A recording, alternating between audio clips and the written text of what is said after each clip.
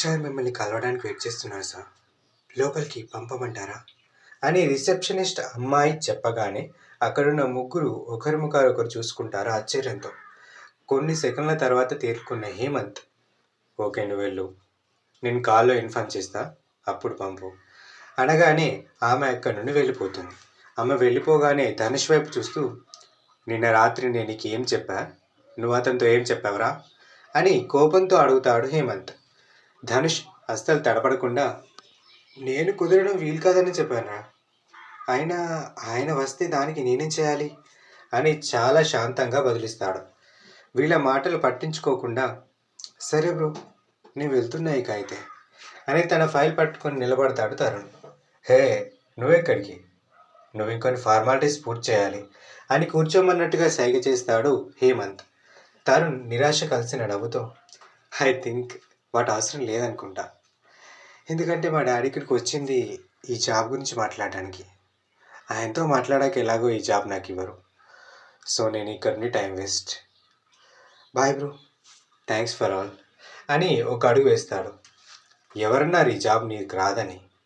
ఇచ్చేది నేను, వర్క్ చేయాల్సింది నువ్వు.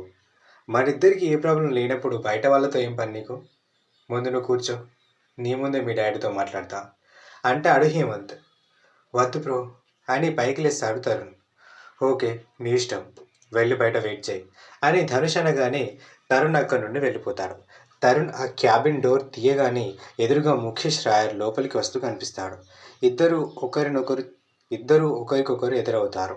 ముఖేష్ తరుణ్ వైపు కోపంగా చూస్తున్నాడు, కానీ తరుణ్ మాత్రం కనీసం అతని వైపు కూడా చూడకుండా బయటకు వెళ్ళిపోతాడు. నమస్తే సార్, ఎలా ఉన్నారు అని అన్నాడు హేమంత్. కుర్చీలో కూర్చొని ఆ క్యాబిన్ మొత్తం కలియ చూస్తూ, యా ఐఎమ్ ఫైన్, నువ్వు కూడా బాగానే ఉన్నావు కదా అని చివరి మాటలను వ్యంగ్యంగా పలుకుతాడు ముఖేష్ రాయర్.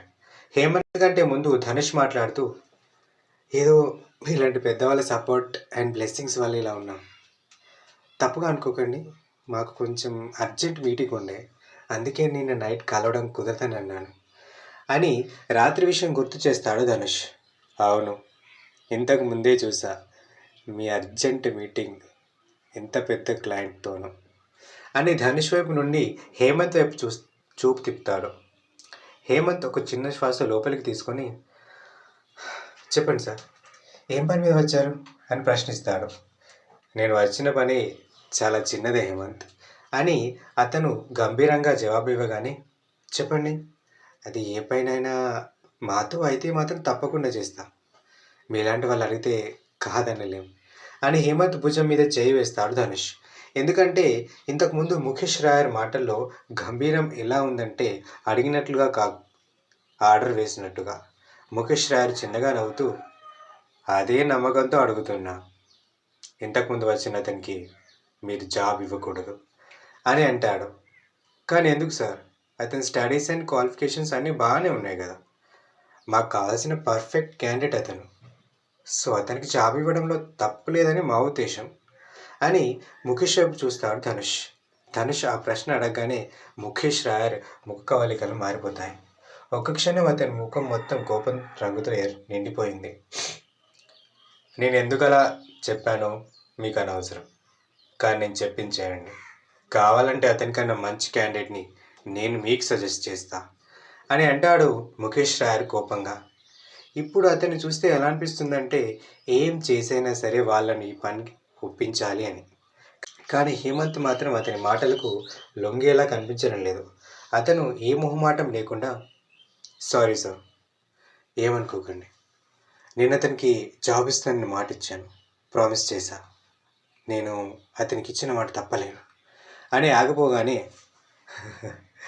చూడే హేమంత్, మనం మనుషులం, సత్యహరిచంద్రునిలా ఇచ్చిన మాట కోసం ప్రాణాలు ఇస్తానంటే ఇక్కడ బ్రతకలేం. ఆయన మంచి చెప్పాడు, కానీ అప్పటి కాలంలో మాత్రమే అలా ఉండేది, ఇప్పుడు కాలం మారింది, అన్నీ మారుతాయి. ఎవరెవరో ఏదేదో చెప్పి తప్పించుకుంటున్నారు, నువ్వు జస్ట్ జాబ్ ఇస్తానని చెప్పి ఇప్పుడు లేదంటున్నావు, దీనిలో అంత బాధపడాల్సిన అవసరం లేదనుకుంటా అని అతన్ని సముదాయించడానికి ట్రై చేస్తాడు ముఖేష్ రాయర్. హేమంత్ కొద్దిగా నవ్వుతూ, సార్, కాలం ఏదైనా ధర్మం మారదు కదా అయినా నేను సత్య హరిశ్చంద్ర మహారాజు అంత గొప్పవాని కాదు కానీ నాకంటూ కొన్ని వాల్యూస్ ఉన్నాయి. సో వాటిని క్రాస్ కాలేను. మీ మాటకు ఒప్పుకున్నందుకు ఐఎమ్ రియలీ సారీ.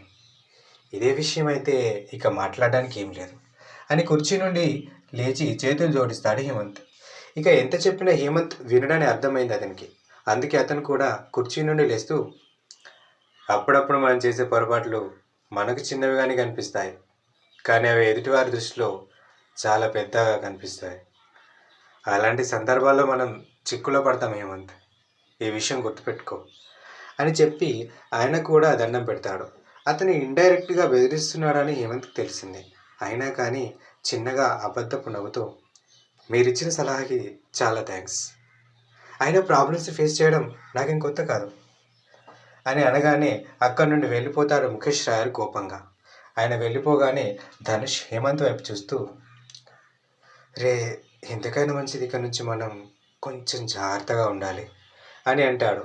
అతని స్వరంలో భయం కనిపించింది. సరే, ఆ విషయం తర్వాత ఆలోచిద్దాం, కానీ ముందు రేపటి గురించి ఆలోచించు అంటూ మళ్ళీ కుర్చీలో కూర్చుంటాడు హేమంత్. అమాయకంగా, రేపటి గురించి? రేపు ఏంటి స్పెషల్ అని హేమంత్ వైపు చూస్తాడు. తన ఎదురుగా ఉన్న ల్యాప్టాప్ వైపు చూస్తూ, మర్చిపోయావా, టీఎంఎల్ కంపెనీ వాళ్ళు కండక్ట్ చేయబోయే కొలాబరేషన్ మీటింగ్కి రేపే వెళ్ళాలి అని బదులిస్తాడు హేమంత్. ఓ అవును కదా, నాకు గుర్తులేదు. సరే, నేను అమ్మకు చెప్తా లగేజ్ సర్దమని అని ఫోన్ తీస్తున్న అతన్ని ఆపుతూ, కంట్రోల్, కూల్ ఫస్ట్. మనం వెళ్ళింది రేపు ఈవినింగ్. రేపటి వరకు అన్నీ ఓకే చేద్దాం, కానీ ఇప్పుడు వెళ్ళి తరుణ్ లోపలికి రమ్మను అనగానే అతను అక్కడి నుండి బయటకు వెళ్ళిపోతాడు.